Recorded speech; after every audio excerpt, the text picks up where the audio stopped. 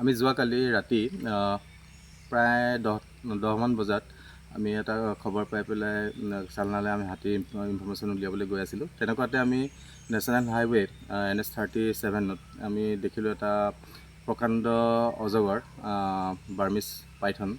যেতিয়া ৰাস্তা ক্ৰচিং কৰি আছিলে তেতিয়া বহুত দ্ৰুতগতিত গাড়ীবিলাক চলাচল কৰি আছিলে।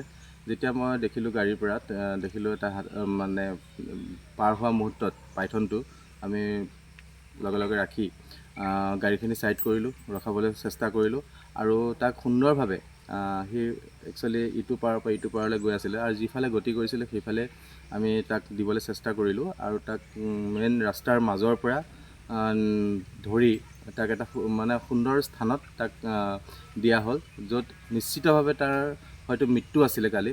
আৰু এইটোৱে ভাল লাগিলে যে আমি প্ৰকৃতিক আমি মানুহে ৰক্ষা কৰিব লাগিব। আচলতে সিহঁতে অজান, তেওঁলোকে গাড়ী চলিছে বুলি নাজানে, গতিকে আমি গাড়ী চলাওঁতে সাৱধান হ'ব লাগে।